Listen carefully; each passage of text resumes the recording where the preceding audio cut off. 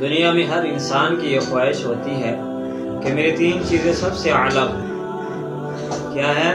میری 3 چیزیں سب سے اعلیٰ ہو۔ نمبر 1، میرا نام سب سے اعلیٰ ہو، ہر کوئی مجھے جانتا ہو کہ یہ فلاں شخص ہے، یہ فلاں نواب ہے، یہ فلاں سردار ہے۔ ہر انسان کی یہ خواہش ہو۔ اور نمبر 2، ہر انسان کی یہ خواہش ہو کہ میرا لباس سب سے اعلیٰ ہو۔ اور نمبر 3، ہر انسان کی یہ خواہش ہوتی ہے کہ میرا مکان ہر انسان سے اعلیٰ ہو، میرا مکان سب سے اعلیٰ ہو۔ لیکن موت ایک ایسی حقیقت ہے، جب موت آتی ہے انسان کو، آدمی کو، تو سب سے پہلے یہ 3 چیزیں آدمی کی تبدیل کر دیتی ہیں۔ موت کیا کرتی ہے؟ سب سے پہلے یہ 3 چیزیں اس انسان کی تبدیل کر دیتا ہے۔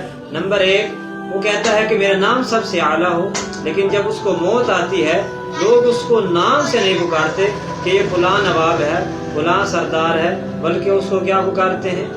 یہ سے نہیں کہتے کہ فلاں ملک صاحب کو لے آؤ، اس کو غسل دیں یا کفن دیں، یہ نہیں کہتے، بلکہ کہتے ہیں کہ مردے کو لے کے آؤ، اس کو کفن دے، اس کو دفن دے۔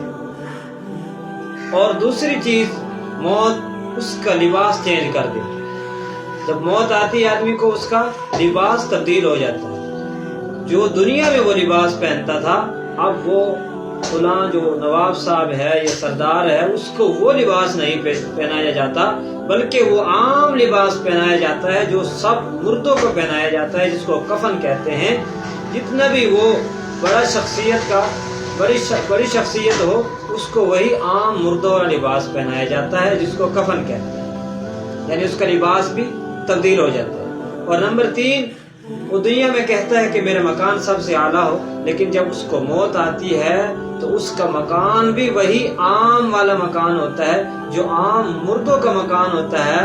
اس انسان کا بھی وہی عام، یعنی اس کا جو مکان ہوتا ہے وہ بھی قبر ہی ہوتا ہے۔ اس کا کیا مکان ہوتا ہے؟ قبر ہوتا ہے۔ تو موت کیا کرتی ہے؟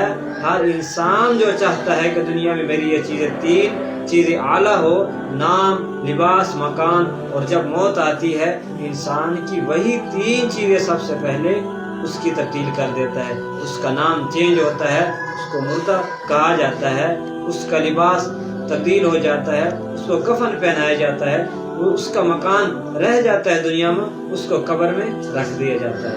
تو میرے دوستوں اور بزرگوں، ہمیں بھی چاہیے کہ مرنے سے پہلے ہم بھی مرنے کی تیاری کریں۔